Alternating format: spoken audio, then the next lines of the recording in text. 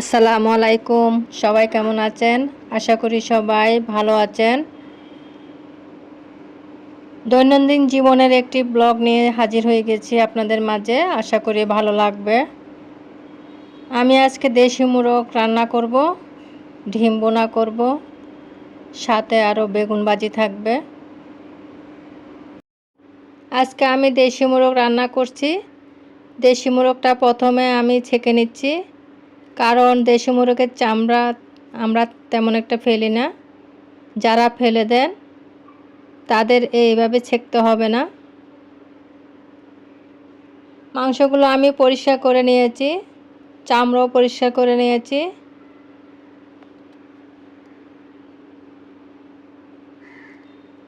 এখন আমি রান্না বসিয়ে দিব। এক এক করে আমি সব মশলা দিয়ে দিচ্ছি। আজকে দেশি মোরগ আমি আলু দিয়ে ঝোল করব।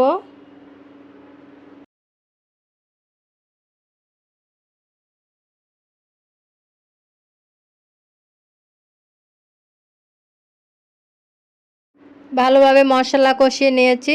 এখন আমি মাংস দিয়ে দিচ্ছি।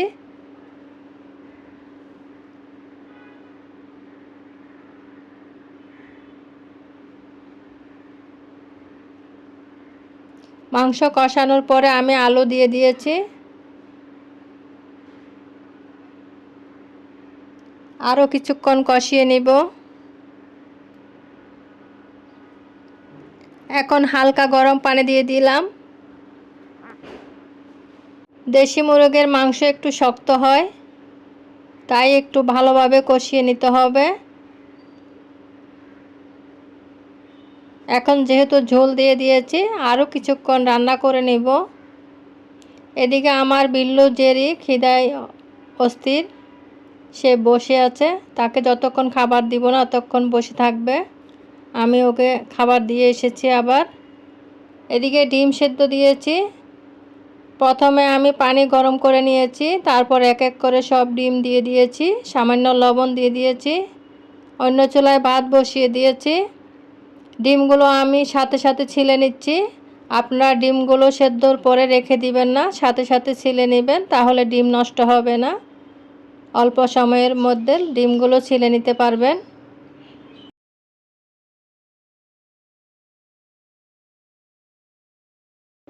চুলায় ফ্রাই প্যান বসিয়ে দিয়েছি, তেলও দিয়ে দিলাম।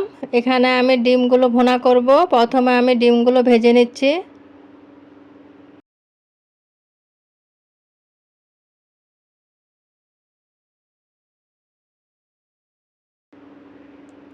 ডিমগুলো ভাজা হয়ে গিয়েছে। আমি এখন এক এক করে সব ডিম নিয়ে নিচ্ছি। এই তেলের মধ্যে আমি রান্নাটা করব। এক এক করে আমি সব মাংসের মশলা দিয়ে দিব। প্রথমে পেঁয়াজ কাঁচামরিচ দিয়ে দিয়েছি, এলাচ তেজপাতা দিয়ে দিয়েছি, আদা রসুন বাটা দিয়ে দিলাম।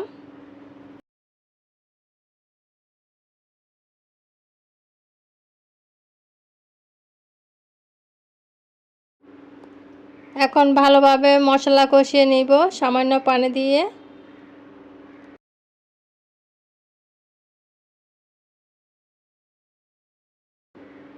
ডিমের মশলাটা একটু ভালোভাবে কষিয়ে নিতে হয়। আমি 2টা আলু কেটে দিয়েছি।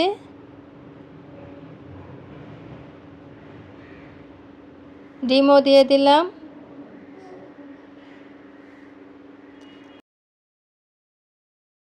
ডিমটা একটু কষিয়ে হালকা গরম পানি দিয়ে দিব।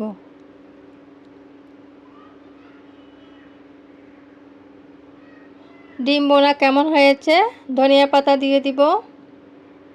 আমার ভিডিওটি ভালো লাগলে আমার চ্যানেলটি সাবস্ক্রাইব করবেন, পাশে থাকা বেল আইকনটি অন করে দিবেন। পরবর্তী ভিডিও পেতে আপনাদের সুবিধা হবে। এখন আমি বেগুন ভাজি করে নিচ্ছি। সবাই ভালো থাকবেন। আল্লাহ হাফেজ। আসসালামু আলাইকুম।